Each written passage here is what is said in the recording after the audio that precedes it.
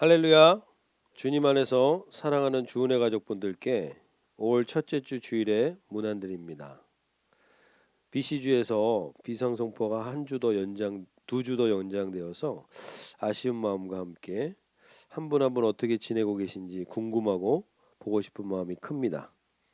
더욱 서로를 위해서 다니엘과 같이 기도하며 기쁘게 만날 그날을 기대해 봅니다. 우리 다 함께 묵도하심으로 5월 첫째 주일 예배를 시작하도록 하겠습니다.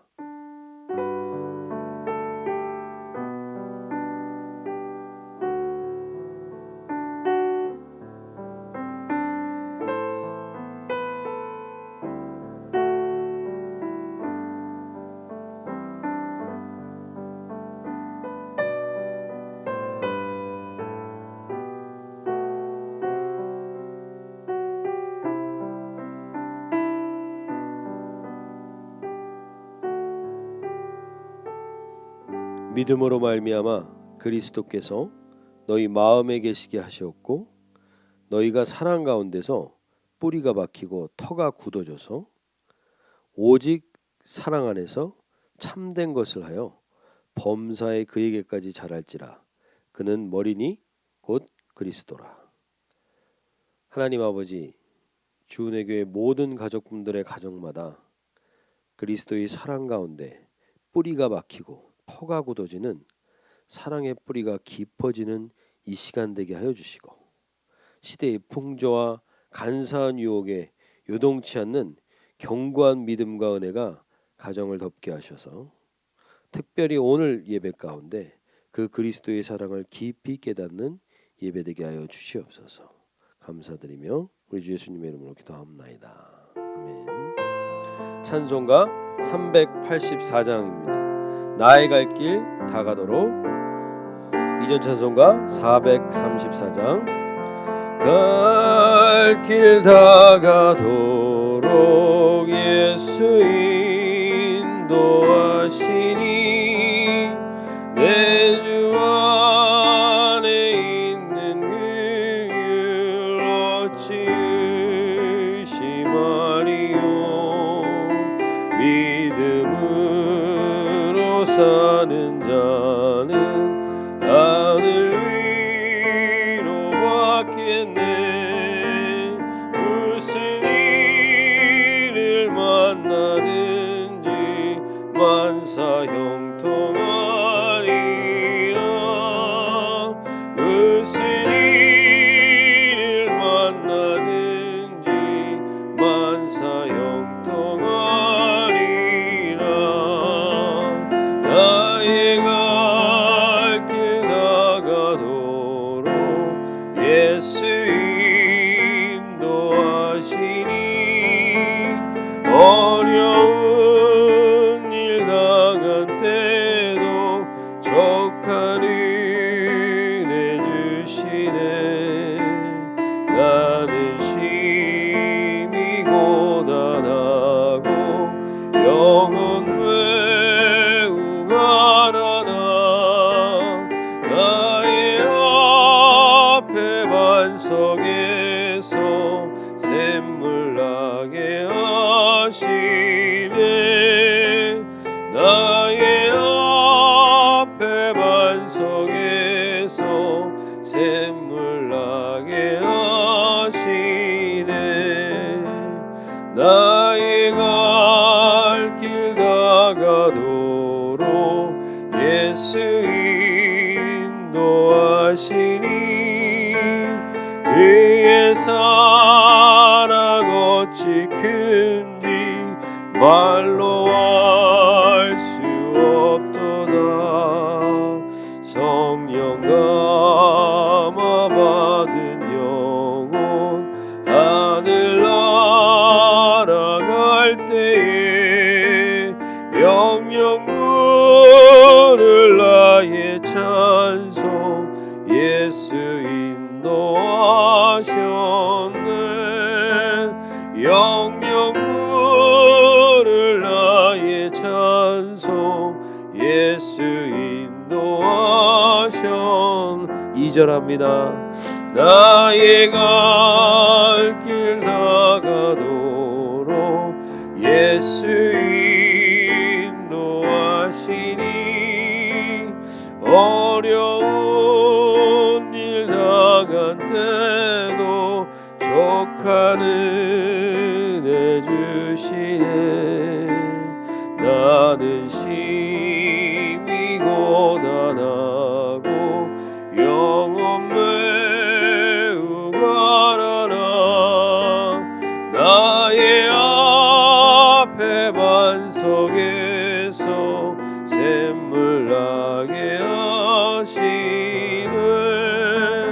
나의 앞에 반석에서 샘물 나게 하시네.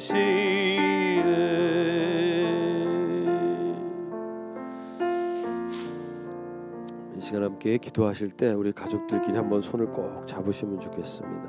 그리고 하나님 앞에서 한번 우리의 이 시간들을 한번 돌아보시면 좋겠습니다. 우리의 모든 인생의 여정 가운데 어려운 일이 없었던 적은 별로 없습니다.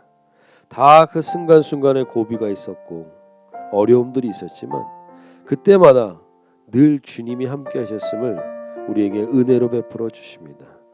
지금 이 어려운 때도 결국에는 그렇게 주의 은혜 가운데 함께 주의 은혜로 주님과 동행하며 넉넉히 이기며 지나가게 될 줄로 믿습니다. 오늘 하나님 이 시기에 어려움 가운데 있는 영혼들이 있습니까? 우리 특별히 주은혜 가족분들 가운데 마음이 상한 분들이 있습니까? 주님 오늘 임하셔서 하나님 그곳에서 반석에서 가정의 반석에서 샘물이 나는 예배가 되게 하여 주시옵고 하나님 족한 은혜로 우리의 영혼이 만족한 예배가 될 수 있도록 그리고 진정한 주를 향한 찬송이 터져나오는 예배가 되게 해달라고 특별히 우리의 자녀들의 평생에 이 찬송을 붙들고 살아가는 우리 자녀들 되게 하여 달라고 그렇게 나같이 한번 기도하겠습니다. 하나님 아버지 그렇습니다. 주님이 인도하시지 않은 적이 없습니다. 주님의 인도가 없었던 적이 없습니다.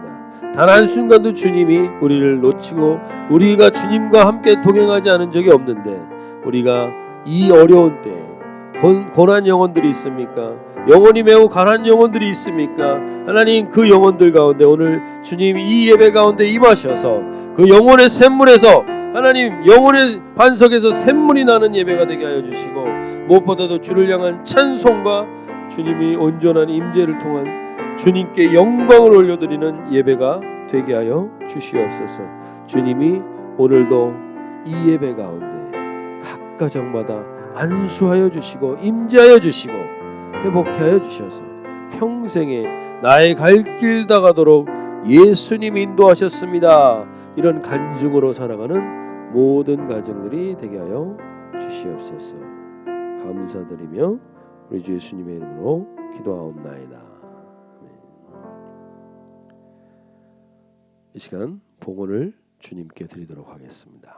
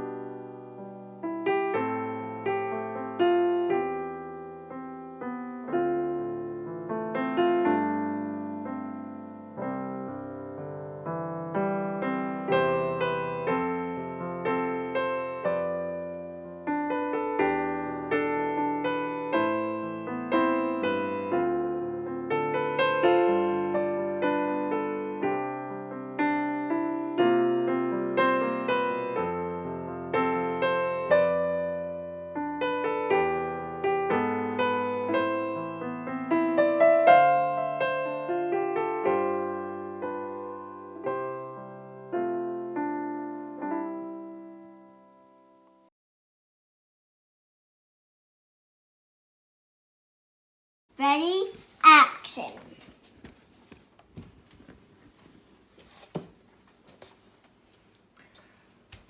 포도원에 포도가 아주 많이 열렸네.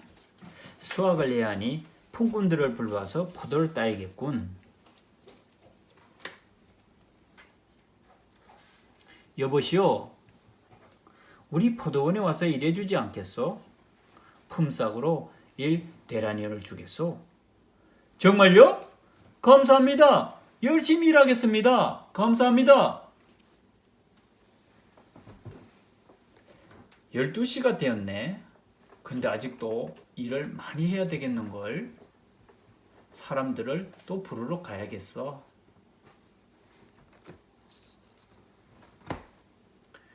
여보시오, 일이 없으면 포도원에 와서 일해주지 않겠소? 품삯으로 1데나리온을 주겠소. 정말요? 정말 감사합니다. 열심히 일하겠습니다.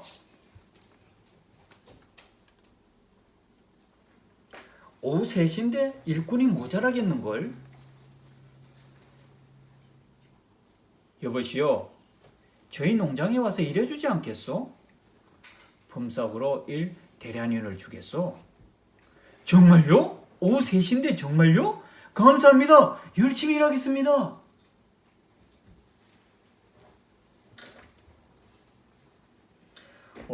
일이 정말 많은데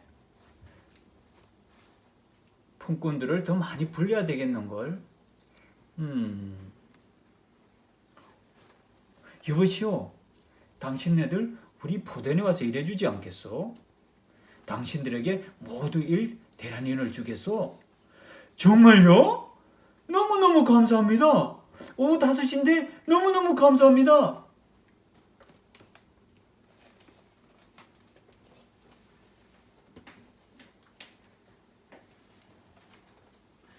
모두들 너무 열심히 일해줘서 고맙소. 덕분에 풍성한 포도를 많이 땄어요. 약속대로 모두에게 1데나리온을 주겠소. 여기 있어. 받으시오. That's unfair.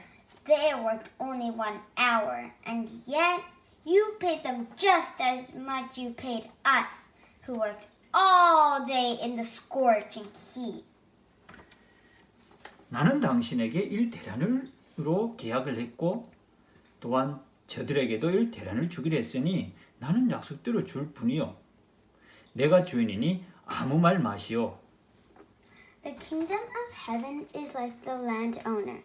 So those who are last now will be first then, and those who are first will be last. 기도하겠습니다. 하나님 감사합니다. 하나님께서 우리들에게 귀한 비밀을 주셔서 너무나 감사합니다.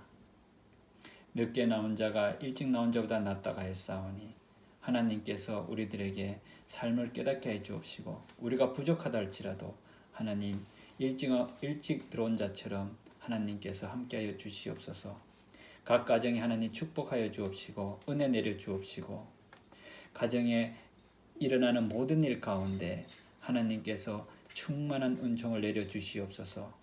이 예배를 드리는 모든 우리 제이그레이스의 교회 우리 성도들 하나님도 사랑하여 주옵시고 우리 가족들 하나님 코로나 바이러스로부터 보호하여 주시옵소서. 모든 것을 주 예수님의 이름으로 기도합나이다. 아멘. 오늘 칠드런 스토리는 박성교 박성윤 집사님 그리고 효주 주호가 섬겨주셨습니다. 섬김에 감사드립니다. 오늘 함께 나눌 말씀은요. 마태복음 20장 1절부터 3절까지의 말씀입니다. 제 성경으로는 신약성경 32페이지입니다. 성경을 찾으시기 바랍니다. 마태복음 20장 1절부터 3절까지의 말씀입니다. 제가 읽어드리겠습니다. 천국은 마치 품꾼을 얻어 포도원에 들여보내려고 이른 아침에 나간 집주인과 같으니 그가 하루 한 데나리온씩 품꾼들과 약속하여 포도원에 들여보내고 또 제3시에 나가보니 장터에 놀고 서 있는 사람들이 또 있는지라. 그들에게 이르되 너희도 포도원에 들어가라. 내가 너희에게 상당하게 주리라. 아멘. 예. 오늘부터 우리가 하나님과의 시크릿이라는 주제로 예수님의 비유 말씀 시리즈를 나누고자 합니다. 우리가 지난 몇 주 동안에 다니엘서를 중심으로 뜻을 정한 그루터기라는 주제로 말씀을 나누었습니다. 그러면서 우리가 깨닫게 된 것이 하나님이 믿음의 뜻을 정한 다니엘과 참 많은 비밀을 나누었다는 것을 보게 됩니다. 우리보다 훨씬 더 많은 비밀을 다니엘과 나눈 것처럼 느껴집니다. 그런데 예수님께서 제자들에게 비유로 설명하신 첫 번째 비유가 오늘 우리가 나눴던 이 포도원의 비유가 아니라 첫 번째 비유는 씨 뿌리는 비유입니다. 그 씨 뿌리는 비유에 대한 해석을 해주시는 장면이 마태복음 13장에 나오는데 마태복음 13장 17절에서 이런 말씀을 해주십니다. 내가 진실로 너희에게 이르노니 많은 선지자와 의인이 너희가 보는 것들을 보고자 하여도 보지 못하였고 너희가 듣는 것들을 듣고자 하여도 듣지 못하였느니라. 이렇게 말합니다. 즉 다니엘과 같은 구약의 선지자들이 그렇게 보고 듣고 싶어 했던 것이 있는데 그들이 보고 듣지 못한 것이 있고 그것을 그 너희는 바로 예수님의 제자들인데 예수님의 제자들에게 너희는 본다고 말을 합니다. 그러면서 10장 16절에서 마태복음 13장 16절에서 이렇게 얘기합니다. 그러나 너희 눈은 봄으로 너희 귀는 들음으로 복이 있도다. 다니엘과 우리보다 더 많은 비밀을 나누신 것 같은데 그때의 선지자들이 그렇게 보고자 하여도 보지 못한 것, 그들이 듣고자 하여도 듣지 못한 것을 예수님이 비유로 보여주시면서 그 비유로 보여주시는 너희, 즉 예수님을 만났던 그 제자들에게 그 눈과 귀가 복이 있다고 말씀하시는 겁니다. 다니엘이나 선지자들, 그 유명한 선지자들이 보고자 해도 보지 못한 것, 듣고자 해도 듣지 못한 것을 예수님이 비유를 통해서 제자들인 우리에게 특별히 알려주신다는 겁니다. 즉 우리는 더 특별한 비밀을 나누시길 원한다고 지금 말씀하시는 겁니다. 그래서 우리가 앞으로 몇 주 동안 살펴보려는 주제가 바로 그 하나님과의 시크릿이라는 주제로 예수님의 비유에 대해서 살펴보려고 하는 것입니다. 결국 다니엘보다 우리와 나눌 비밀이 더 많으시다는 얘기입니다. 우리 안에 주님과의 비밀을 나누는 이 기대를 가지는 시간이 되시면 좋겠고 예수님의 비유를 통해서 선지자들도 알지 못한 비밀을 우리와 나누기를 원하시는 이 여정을 통해서 예수님과 친밀함이 깊어지시는 이 만남이 있기를 좀 간절히 소원하면서 이 말씀을 나누고자 합니다. 그래서 그 비밀을 나누는 예수님의 비유 첫 번째가 씨 뿌리는 비유지만 오늘 우리가 씨 뿌리는 비유에 대해서는 이번 주에 이 비유를 예수님의 이 하나님과의 시크릿이라는 주제 안에서는 나누지 않습니다. 왜냐하면 저희가 누가복음을 통해서 우리 이 코로나 사태가 있기 전에 나눴던 주제가 우리 삶에 임한 하나님의 나라라는 그 시리즈인데 그 시리즈 중에 중요하게 나누고 살펴봐야 될 비유가 바로 이 씨 뿌리는 비유이기 때문에 우리가 다시 이제 우리 삶에 임한 하나님의 나라 시리즈를 하게 될 때 이 부분은 좀 더 자세하게 살필 거였고요.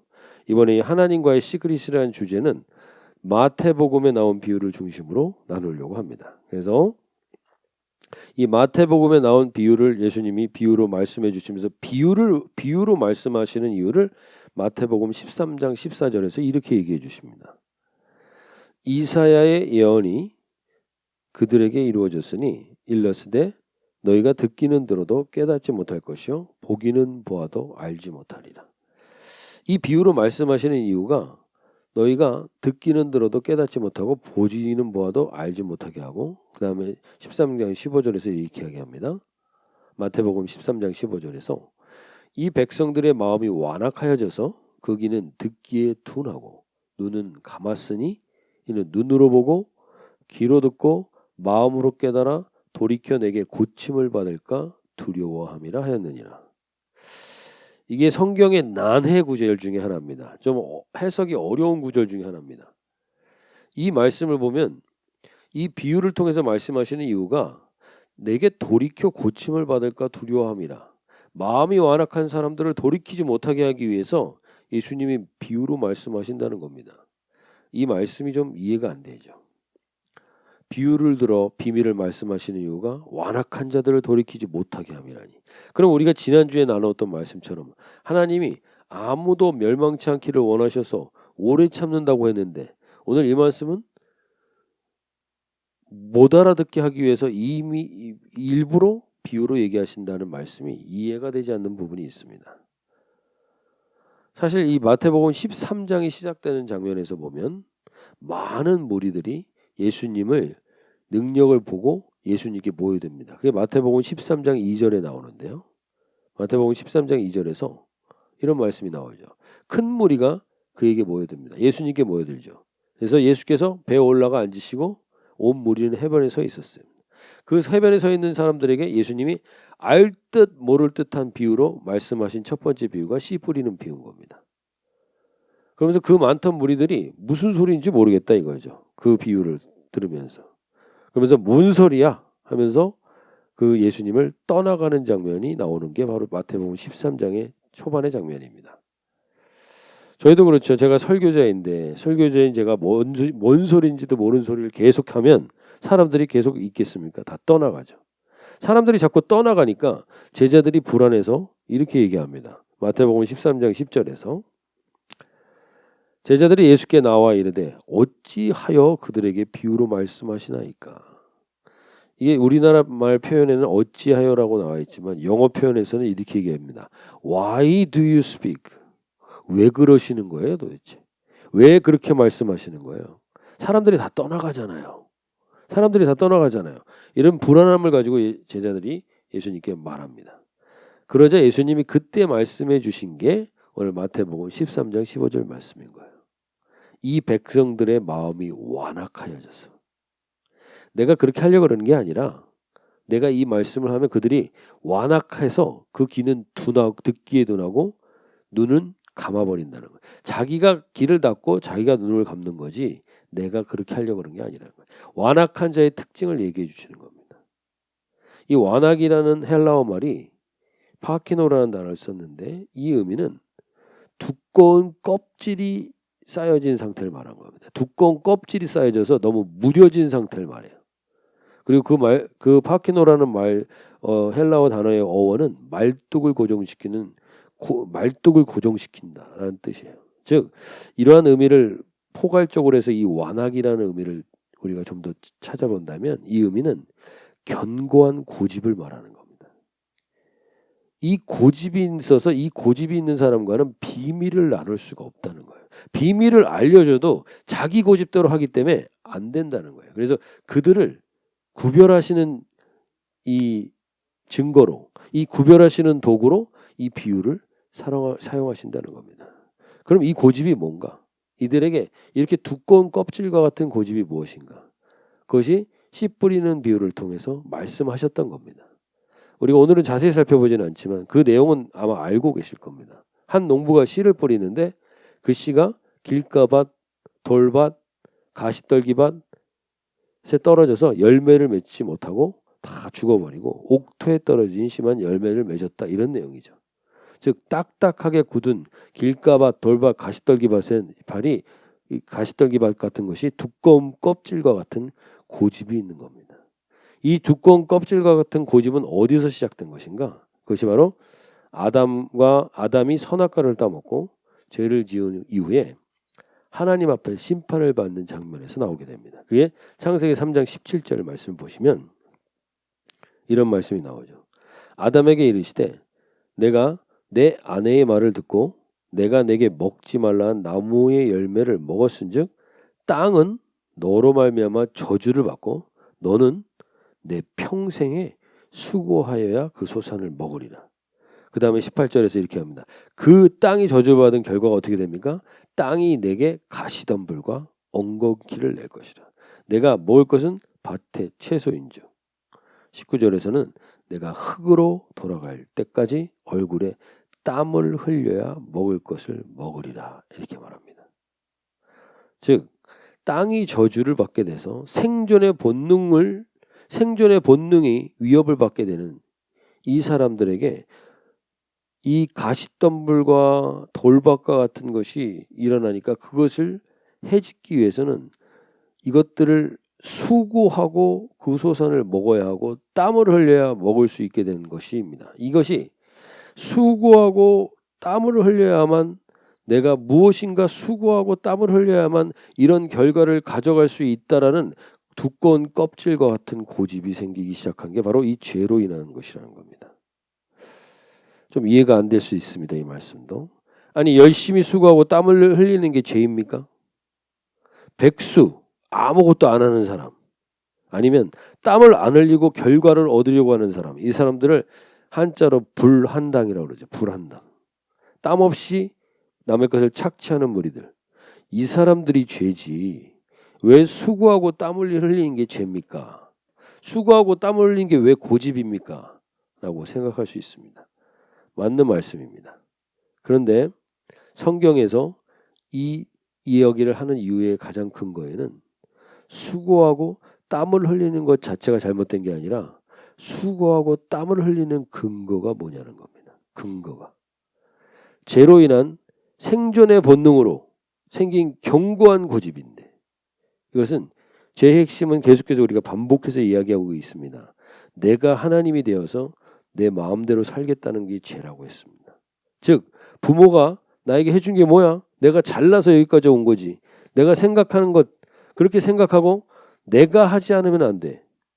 내가 수고하고 내가 땀을 흘리지 않으면 안 돼라는 이러한 사고의 근거, 이러한 고집이 나를 붙들고 있다면 이 고집이 견고한 두꺼운 껍질과 같은 것입니다. 죄를 짓기 전에는 아담이 은혜로 누렸습니다. 은혜로 그 땅을 누렸던 것이 땅이 저주를 받아 돌밭과 가시덤불과 같이 되니까 종일 수고해야만 먹고 살 수 있는 상태가 되면서부터 인간에겐 이 고집이 들어온 겁니다. 나의 힘으로, 나의 수고와 나의 땀으로 하지 않으면 안 된다는 거예요. 그래서 불안하고 나의 힘으로 무언가를 해야만 직성이 풀리고 이런 고집이 생기면서 이것이 완악이 되게 됩니다. 이 완악은 어디로 연결되는 거냐면 바로 신앙과 은혜의 영역으로까지 이 부분이 들어가는 거예요. 이 두꺼운 고집이, 견고한 고집이 들어가는 겁니다. 그래서 예수님 시기에 바리새인들과 율법사들은 우리의 힘으로 율법을 지켜야만 은혜를 받고 구원을 받을 수 있다는 태도를 가지게 된 거예요. 이 태도를 가진 자들에게 예수님은 완악하다고 말씀하시는 겁니다. 내가 해야 된다는 겁니다. 내가 무언가를 해야 구원에 이룰 수 있다라는 겁니다. 이런 두꺼운 껍질과 고집을 가진 자들, 이 자들을 구별하기 위해서 예수님은 비유를 사용하고 계시다는 거예요. 이 태도를 가진 사람들에게 하나님과의 비밀이 허락되지 않고 하나님 나라가 허락되지 않는다는 겁니다. 하나님의 나라는 하나님의 통치가 우리 삶에 임하는 것인데 하나님의 통치를 내가 막아서는 겁니다. 내 고집으로. 그러면서 우리가 지난주에 나누었던 것처럼 예수님 앞에서 내가 전무하다라는 것을 인정하지 못합니다. 내가 전무한 것을 깨닫지 못하고 하나님 나라에 들어가는데 내가 수고하고 내가 땀을 흘리는 게 있어야 한다고 생각하는 이 고집을 가진 자들과는 예수님이 비밀을 나눌 수가 없다는 거예요. 그래서 구별시키는 겁니다. 지금 이슬람교를 믿는 사람들을 무슬림이라고 하는데 이 무슬림들이 지금 라마단 금식을 하는 기간입니다. 한 달 동안 금식을 하죠. 이들이 한 달 동안 금식하는 이유가 뭡니까? 이 수고하고 땀을 흘리는 이유가 뭡니까?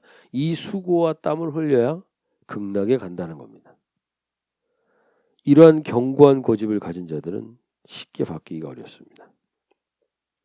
이것은 결국 예수 그리스도를 향한 절대적인 의존을 놓치게 하는 것이기에 그래서 예수님은 비유로 비밀을 말씀하시면서 구별하십니다.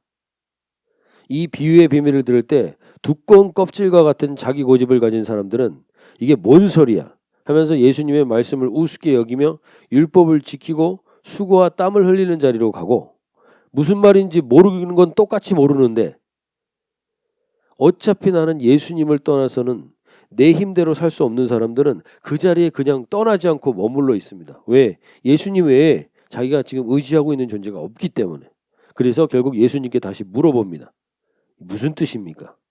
그러니까 예수님이 그들에게 이 비밀을 말씀에 해석해 주시면서 말씀하시는 게 마태복음 13장 11절 말씀입니다. 13장 11절 말씀에서 이렇게 말씀하십니다. 대답하여 이르시되 천국의 비밀을 아는 것이 너희에게는 허락되었으나 그들에게는 아니 되었나니 너희에게는 허락되었으나 그들에게는 아니 되었나니.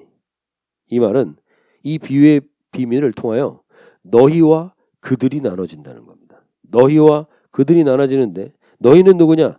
떠나지 않은 자들이 너희요. 떠난 자들은 그들입니다. 예수님의 비유는 결국 내가 수고하고 내가 땀 흘려 이룬 것을 의지함으로 예수님 외에 다른 방법과 의지의 대상이 있는 자와 예수님 외에는 다른 방법이 없어서 남아있는 자로 구별되는 통로가 되는 것입니다. 그래서 이 완악이라는 건 수고하고 땀을 흘리는 태도가 잘못된 건 아니지만 이것이 있어야만 내가 하나님 나라에 들어간다고 생각하는 이 태도를 가지는 것은 예수님이 단호하게 완악이라고 얘기하시는 겁니다. 그러면서 오늘 마태복음 20장에 우리가 포도원 품꾼들의 비유를 이제 살펴보려고 하는데 거기에 앞서서 마태복음 19장에 등장하는 사람이 있습니다. 오늘 마태복음 20장 바로 앞에 19장이 있으니까 성경을 펴서 한번 보시면 좋겠는데 그 등장하는 사람은 누구냐면 재물이 많은 부자 청년이 한 명 등장합니다. 그리고 그가 이렇게 물어봅니다. 마태복음 19장 16절입니다. 마태복음 19장 16절에서 이렇게 예수님께 이 부자 청년이 물어봅니다. 어떤 사람이 주께 와서 이르되 선생님이여 내가 무슨 선한 일을 하여야 영생을 얻으리이까? 전제 조건 자체가 이 사람들에게 무슨 선한 일을 하여야 어떤 수고와 땀을 흘려야 영생을 얻습니까? 라고 물어봅니다. 제자들은 이런 돈 많고 지위 있는 사람이 예수님이 찾아온 것을 보고 아주 반가웠을 것입니다. 그런데 예수님께서는 이 부자 청년에게 아주 차갑게 말씀하십니다. 네가 어찌 선한 일을 내게 묻느냐? 선한 일은 오직 하나님 한 번밖에 없어. 라고 얘기합니다. 그래도 못 알아듣고 무언가 자기가 수고하고 땀을 흘려서 영생을 얻을 수 있다고 생각하는 그의 모습을 보시면서 예수님이 말씀하십니다. 그럼 너가 가진 것을 다 팔아서 가난한 사람들에게 주고 나를 따라라 하니까 그 청년이 재물이 많음으로 근심하여 떠나가게 됩니다. 이때 예수님께서 말씀하십니다. 유명한 이 말씀이죠. 이 말씀은 부자가 천국에 들어가는 것보다 낙타가 바늘기로 들어가는 것이 더 쉽다는 이야기를 하십니다. 즉 부자는 천국에 못 들어간다. 불가능하다 이런 얘기죠. 낙타가 바늘기로 들어가는 건 불가능하니까. 부자분들이 찔릴 수 있는데 이것은 돈 많은 부자를 말하는 것도 있겠지만 그보다 자기의 선함, 자기의 의, 자기의 수고, 자기의 땀으로 하나님의 나라에 들어갈 수 있다고 생각하는 사람들, 그 사람들을 말하는 겁니다. 이 예수님의 말씀에 근데 제자들이 어떻게 반응하는지 보십시오. 제자들이 마태복음 19장 25절입니다. 마태복음 19장 25절 한번 보시면 제자들이 듣고 몹시 놀라 이르되 그렇다면 누가 구원을 얻을 수 있으리까? 이렇게 얘기합니다. 왜 이렇게 제자들이 이 말씀을 듣고 몹시 놀랐을까요? 몹시 놀랐다는 이유는 이 시기에 모든 유대인들이 다 율법을 지키는 자기 의와 선행을 통하여서만 하나님의 나라에 들어갈 수 있다고 생각했기 때문입니다. 그들도 똑같이 생각하고 있었는데 예수님이 다른 이야기를 하니까 몹시 놀랍니다. 그러면서 26절에서 예수님께서 이렇게 얘기하십니다. 예수께서 그들을 보시며 이르시되 사람으로는 할 수 없으나 하나님으로서는 다 하실 수 있느니라. 가장 근본적으로 너희와 내가 비밀을 나누려면 니네가 이걸 알고 있어야 된다. 사람으로서는 할 수 없다라는 것. 내 수고와 땀을 흘리는 이 태도가 어디서부터 시작됐는가? 죄로부터 시작됐다는 사실을 알라는 겁니다. 그렇게 해서 생존을 해야 되는 그 모든 이 근원이 죄로부터 시작됐기 긋고 그러한 태도와 그러한 견고한 고집을 갖고 있으면 내가 너와 비밀을 나눌 수 없다는 거예요. 사람으로는 할 수 없으나 하나님으로서는 다 하실 수 있는 그거를 내가 이제부터 보여주겠다라고 말씀하시면서 배경으로 오늘 이제 마태복음 20장 1절에 천국은 마치 품꾼을 얻어 포도원에 들여보내려고 이른 아침에 나간 집주인과 같으니라는 이 포도원 집주인의 비유를 말씀하시는 겁니다. 천국은 마치 포도원 집주인과 같은데 어떤 포도원 집주인인가 하면 이 집주인은 아침 일찍 나와서 아침 6시, 오전 9시, 오후 12시, 오후 3시, 그리고 오후 5시까지 나가서 품꾼들을 계속 찾고 그들에게 일할 수 있는 기회를 주는 그 집주인이 바로 천국이라는 거예요. 하나님 나라라는 겁니다. 그리고 마태복음 20장 2절을 보시면요. 마태복음 20장 2절에 보시면 포도원 주인과 품꾼들이 임금을 한 데나리온으로 약속하고 들어옵니다. 아마 처음에 이 임금 약속은 아마 6시에 들어오는 품꾼들에게 약속을 하신 것 같습니다. 그 이후에는 이 내용이 나오지 않습니다. 즉 한 데나리온 하면 노동자들의 하루 일당이라고 생각하는데 이 노동자들의 하루의 일당도 다 다릅니다. 우리가 성경 속에서 나오는 화폐를 잠깐만 한번 살펴보려고 그러는데 성경 속에서 나오는 화폐 우리가 두 렙돈, 과부의 두 렙돈이라고 아마 많이 들어보셨을 겁니다. 이 두 렙돈의 렙돈은 대략 지금 우리 돈으로 따진다면 한 50센트 정도 되는 겁니다. 그러니까 두 렙돈이라는 건 한 1달러 정도 되는 거죠. 1달러 정도를 낸 그 과부의 헌금을 보면서 예수님이 정말 가장 자기의 전부를 드렸다고 칭찬하신 헌금이죠.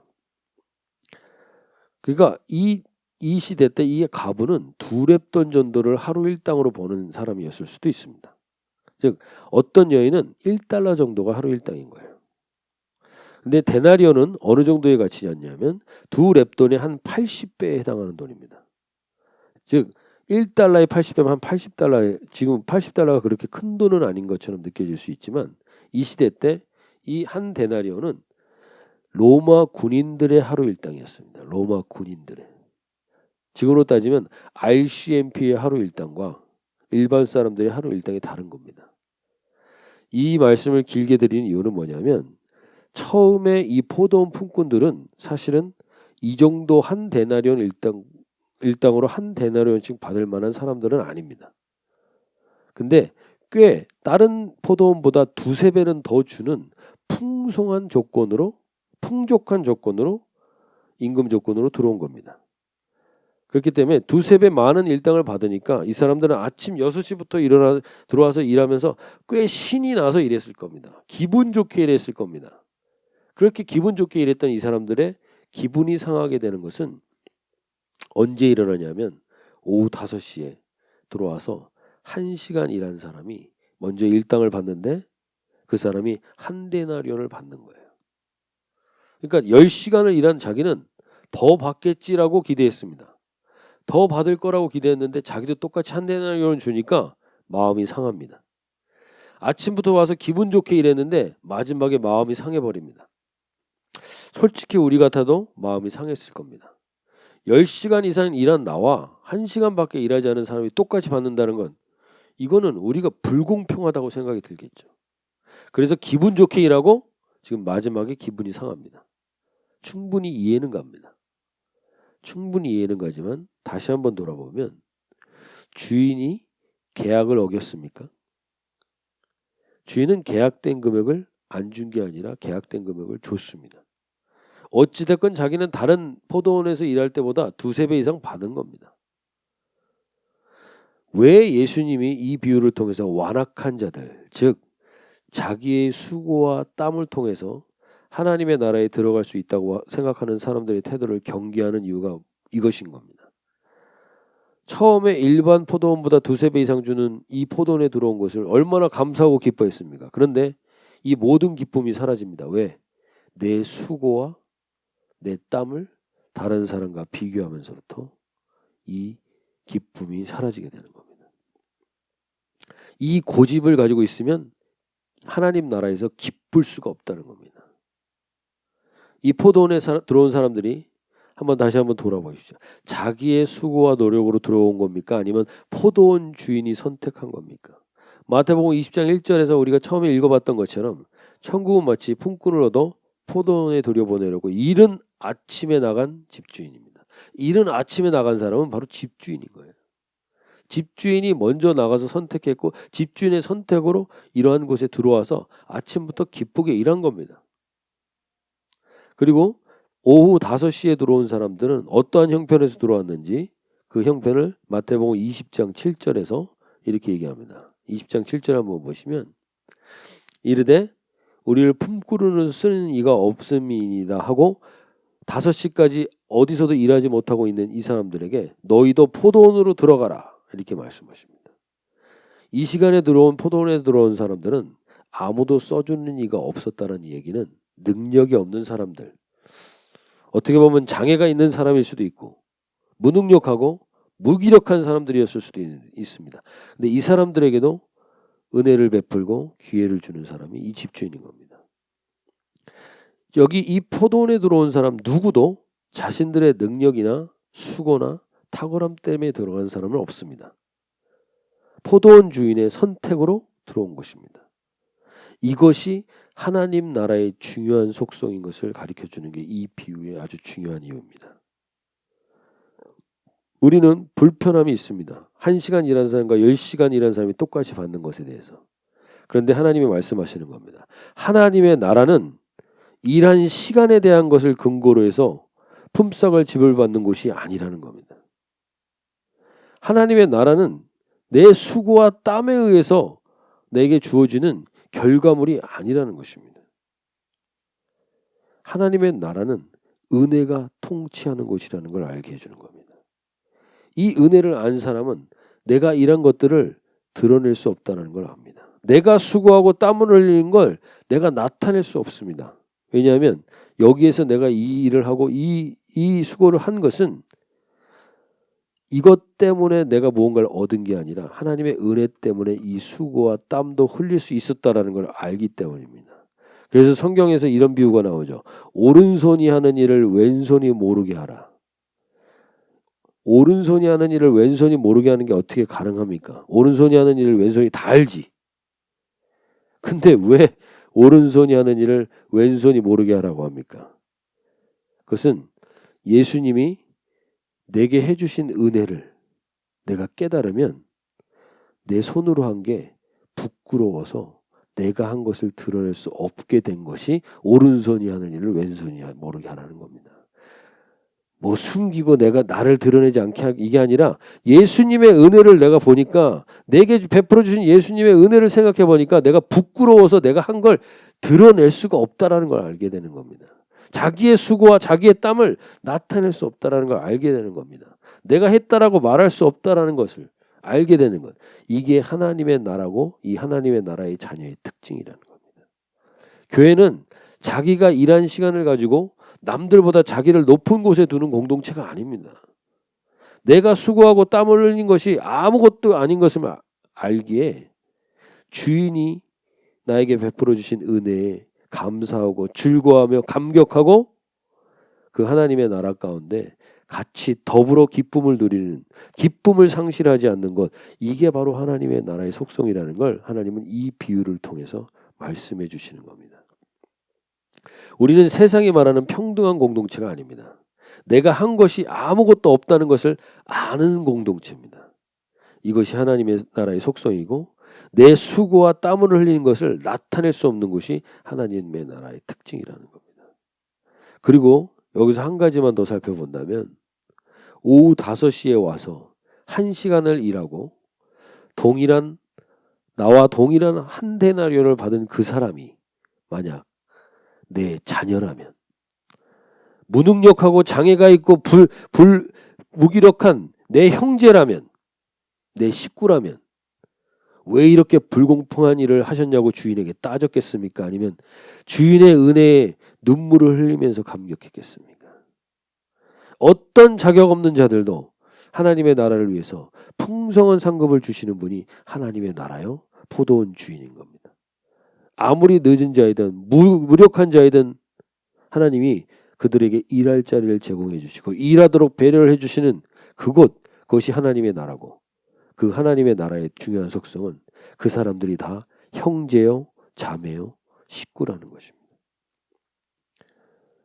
여기서 하나님께서는 아주 중요한 하나님 나라의 속성을 얘기해 주시는 겁니다. 우리가 서로의 시선을 바라볼 때 우리의 기쁨이 왜 상실되고 있습니까? 누군가 나보다 더 많은 혜택을 누리는 것 같아서 내 마음이 상하고 있습니까? 그 사람이 내 가족입니다. 우리는 주의 그리스도의 보혈로 한 혈통이 된 가족이라는 겁니다. 하나님의 나라의 공동체는 이 가족의 시선과 사랑으로 서로를 돌아보는 공동체가 하나님의 나라의 공동체라는 것입니다. 이 속성을 알게 하시기 위해서 네 수고와 땀을 드러낼 게 아니라 서로가 이 하나된 식구임을 알게 되는 사랑의 시선으로 서로를 돌아보는 이것이 중요한 하나님의 나라의 속성임을 알게 해주는 게 바로 이 포도원 비유의 중요한 이유인 것입니다. 비밀인 것입니다. 예수님은 이 비밀을 우리가 나누기시길 원하는 겁니다. 그리고 마지막으로 예수님께서 이 포도원의 일꾼 중에 이 비유를 통해서 말씀하시고자 하시는 건 뭐냐? 이 포도원 일꾼 중에서 받아야 할 정당한 몫을 받지 못한 사람이 누가 있습니까? 받아야 될 정당한 몫은 다 받은 거야. 그 이상을 받았죠. 다 풍성하게 받았습니다. 그럼 다 풍성하게 받은 이 포도원에서 가장 손해본 사람은 누굽니까? 이 포도원에서 이 모든 사람들에게 동일하게 풍성한 것을 나눠준 이 포도원의 비유에서 가장 손해본 사람은 누굽니까? 6시부터 일한 사람입니까? 가장 손해본 사람은 포도원 주인입니다. 늘 포도원 주인은 자기가 손해를 보는 겁니다. 늘 손해보고 늘 회상하는 주체는 바로 포도원 주인이었습니다. 그래서 천국은 마치 하나님 나라는 포도원 주인과 같다고 말씀하시는 겁니다. 그러면서 마태복음 20장 15절에서 이 포도원 비유를 통해서 예수님이 말씀하시는 겁니다. 내 것을 가지고 내 뜻대로 할 것이 아니냐. 내가 선함으로 네가 악하게 보느냐. 내가 선함으로 너가 악하게 보느냐. 늘 손해는 내가 받지 네가 손해를 받냐. 늘 내가 참았지 네가 참았냐. 세상의 평등의 기준을 가지고 악하다고 얘기하지 마라. 늘 내가 손해를 본다. 그리고 예수님은 이 비유의 비밀을 나누신 후에 그 제자들에게 가장 극심한 손해를 어떻게 보시게 되는지 그 비밀을 알려주시게 되는데 그 장면이 마태복음 20장 17절부터 19절 말씀입니다. 20장 17절 19절에서 이렇게 말씀하십니다. 예수께서 예루살렘으로 올라가려 하실 때 12제자를 따로 데리시고 길에서 이르시되 보라 우리가 예루살렘으로 올라가노니 인자가 대제사장들과 서기관들에게 넘겨짐에 그들이 죽이기로 결의하고 이방인들에게 넘겨줘 그를 조롱하며 채찍질하며 십자가에 못 박게 할 것이나 제3일에 살아나리라. 이 비유를 통해서 비밀을 나누신 다음에 가장 큰 비밀을 얘기해 주십니다. 내가 가장 큰 손해를 보는 자리로 가는데 그 자리는 어디냐? 십자가의 죽음의 자리의 비밀을 알려주십니다. 이렇게까지 예수님은 우리를 위해 손해를 보시고 하나님은 피해를 보십니다. 그래서 우리를 살리신 겁니다. 이 비밀을 아는 자들이 하나님의 나라를 누린다는 겁니다. 우리는 참으로 손해보는 것에 민감합니다. 저도 그렇고 결코 쉽지 않습니다. 손해보고 싶지 않습니다. 그런데 하나님 나라, 천국의 중요한 속성 중에 하나는 하나님이 우리를 위해 손해를 보시는 걸 마다하지 않으신다는 겁니다. 아니 손해 정도가 아니라 자기의 죽음이 임박하는 그 극심한 자기를 죽이는 그 사랑을 베푸는 것에 전혀 두려워하시지 않는다는 겁니다. 우리가 손해보는 게 참 민감하고 힘들지만 우리가 자녀들과의 관계에서 손익계산서를 따진다면 늘 우리는 손해입니다. 그럼에도 우리는 기꺼이 그 길을 가게 됩니다. 그것은 사랑이기 때문입니다. 하나님께서 이 비유를 통해서 이렇게 손해보시는 이유 한 가지입니다. 그것은 우리를 사랑하시기 때문이라는 겁니다. 이 사랑의 뿌리가 깊어지는 우리 모든 주은혜 가족분들 되시길 바라고 하나님의 이 주은혜 가족들을 통해서 이 사랑의 뿌리가 견고해지는 서로가 서로를 돌아보는 귀한 사랑의 공동체가 되기를 원하시고 가족 공동체가 되시기를 원합니다. 이 은혜 가운데 우리 모든 주은혜 가족분들이 이 비유를 통해서 하나님을 더 깊이 알아가시길 바랍니다. 우리 마지막으로 로마서 말씀을 한번 보려고 그러는데요. 로마서 3장 23절에서 이렇게 얘기합니다. 모든 사람이 죄를 범하였음에 하나님의 영광에 이르지 못하더니. 우리 이 말씀 함께 이번 주에 함께 같이 읽고 우리가 붙들고 살았으면 하는 말씀입니다. 로마서 3장 24절 말씀입니다. 함께 읽어보겠습니다. 그리스도 예수 안에 있는 속량으로 말미암아 하나님의 은혜로 값없이 의롭다 하심을 얻은 자 되었느니라. 아멘.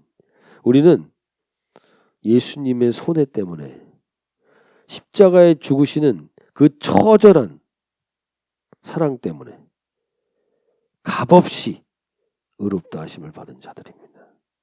이 은혜를 알고 하나님의 나라를 우리의 매일의 삶에서 누려가시는 저와 여러분이 되시길 바랍니다.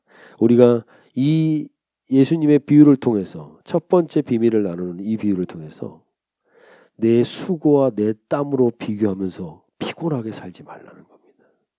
하나님의 나라는 그렇게 얻을 수 있는 게 아니라는 겁니다. 그 견고한 고집과 완악을 내려놓고 하나님의 은혜에 수고하고 무거운 짐진 자들 다 오라는 겁니다.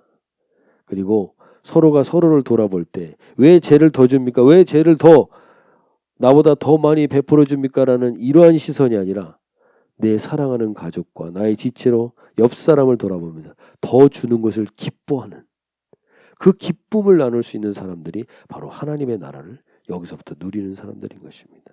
그리고 가장 중요한 건 예수님의 이 손해, 하나님의 나라의 이 손해를 본 이 손해를 전혀 두려워하시지 않는 그 하나님의 사랑 가운데 거하시는 그 기쁨을 누리시는 분들은 바로 하나님의 나라를 오늘 이 땅 가운데 누리시게 될 줄로 믿습니다. 하나님과 그 비밀을 깊이 나누고 친밀함을 누리는 우리 모든 주은혜 가족분들 되시길 바랍니다. 마지막으로 나 무엇과도 주님을 바꾸지 않는 이 찬양하실 때 이 고백에 하나님 이 천국의 기쁨을 우리 빼앗기지 않겠습니다. 우리가 이 땅을 살아가면서 이 천국의 기쁨을 빼앗기지 않으려면 주님, 오직 주님만을 따라가는 저희들 되게 해주십시오. 주님만을 그 사랑을 누리는 그리고 그 사랑을 흘러가게 하는 저희 되게 해주십시오. 우리 기도하는 마음으로 찬양하고 기도하겠습니다.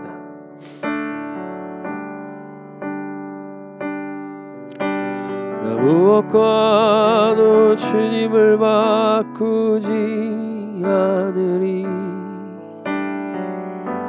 다른 어떤 은혜 구하지 않으리.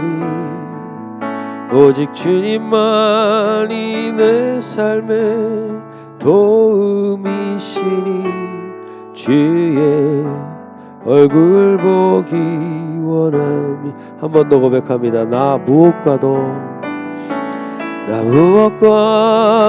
주님을 바꾸지 않으리. 다른 어떤 은혜 구하지 않으리. 오직 주님만이 내 삶의 도움이시니 주의 얼굴 보기 원합니다. 주님 사랑해요. 온 마음과 정성 다해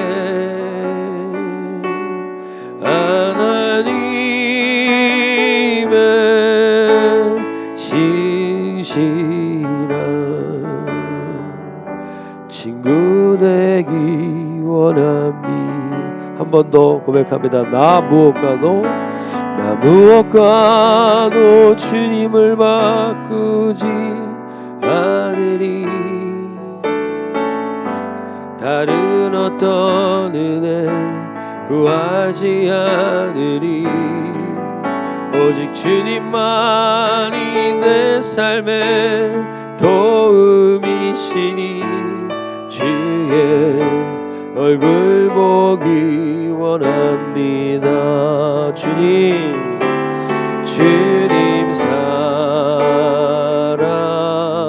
사랑해요. 온 마음과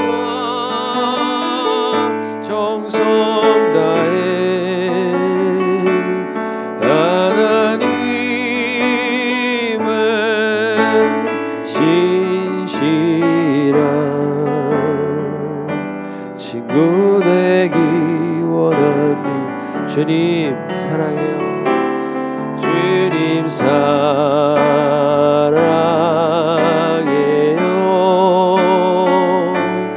온 맘과 정성 다해 하나님의 신신 자녀 되기를 원합니다. 주님 자녀 되기 원합니다. 이 시간 함께 기도하실 때 주님 수고하고 땀을 흘리는 게 잘못된 건 아닙니다. 그러나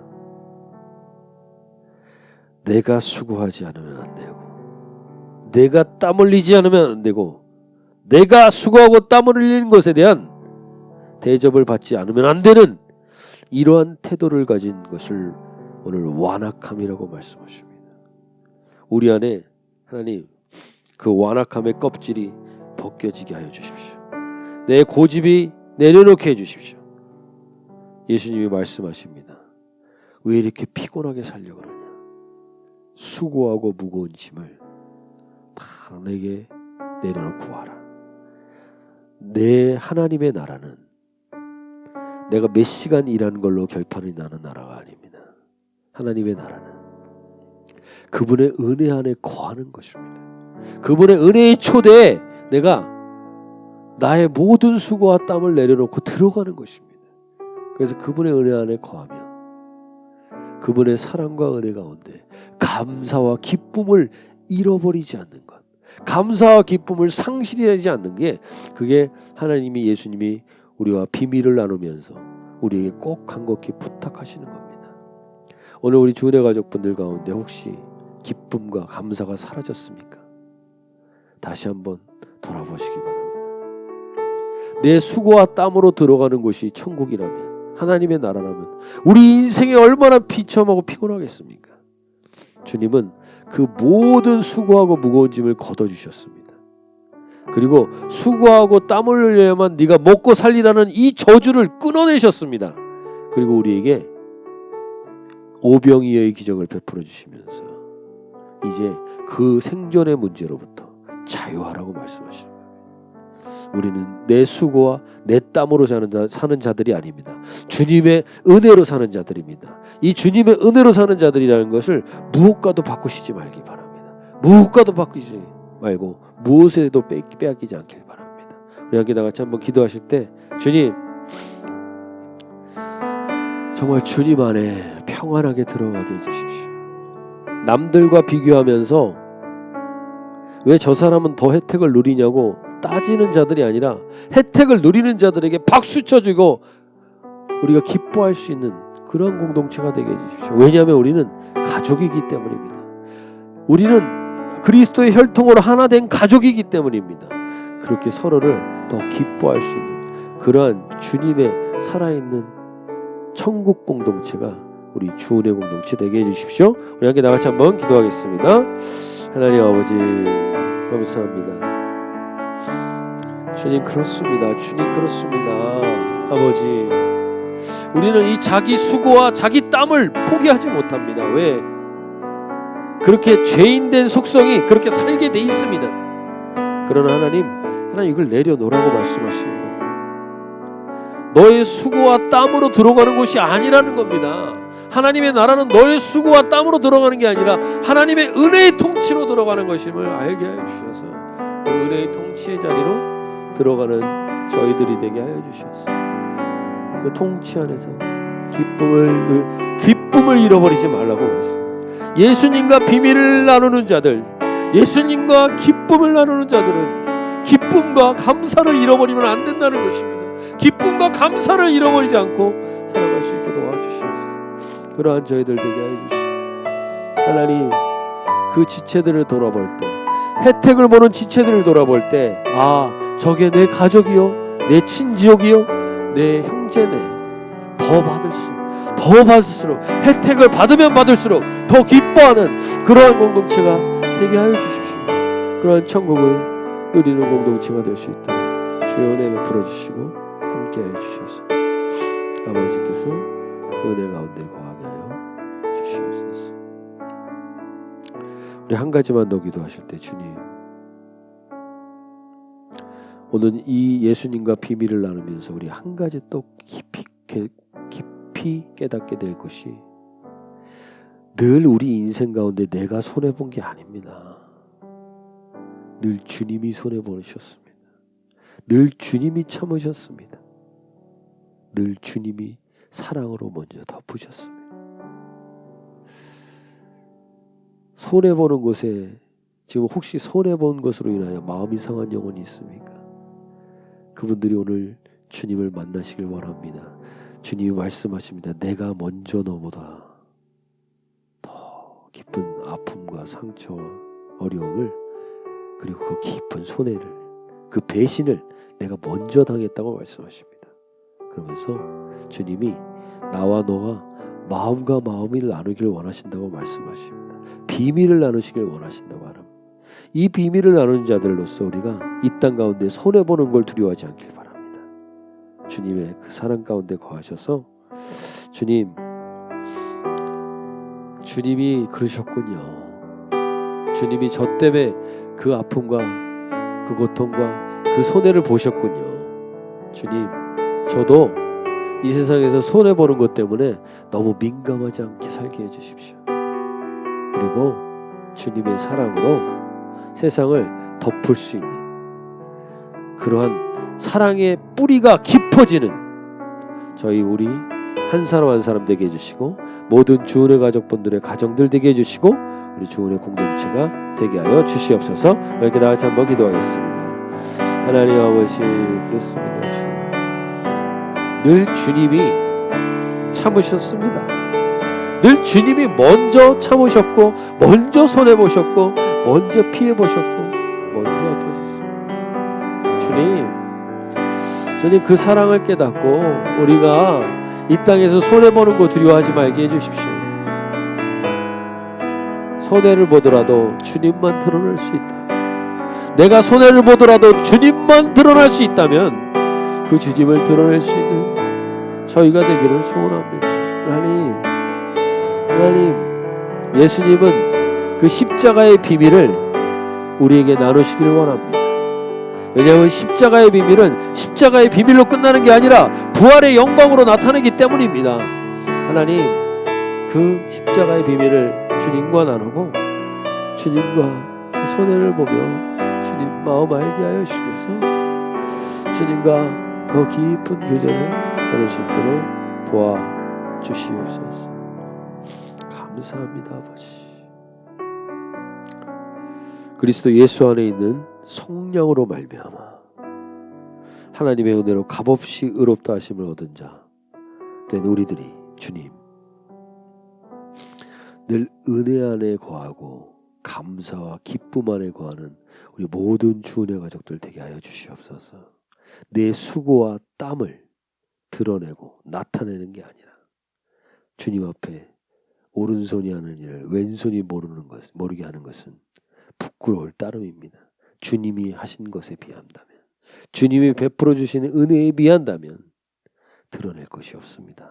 고백하는 그 가정들마다 오늘 하나님 자정하여 주셔서 주님이 주시는 기쁨과 감사가 늘 넘치는 가정들 되게 하여 주시고, 특별히 하나님 아버지, 이 세상을 살아가면서 사람들이 나보다 더 혜택을 받을 때 그것을 기뻐할 수 있는 하나님 나라의 사이즈의 기쁨을 가지고 살아가는 저희들 되게 하여 주시고, 손해보는 것을 두려워하지 않고 주님의 사랑의 뿌리가 깊이 우리 인생 가운데 내리받게 하여 주셔서 내가 손해를 보더라도 그리스도가 드러날 수 있다면, 그 사랑이 나타날 수 있다면 그것을 두려워하지 않는 그런 공동체 되게 하여 주셔서 우리 공동체가 먼저 천국을 누리는 그러한 공동체 될 수 있게 은혜 베풀어 주시옵소서.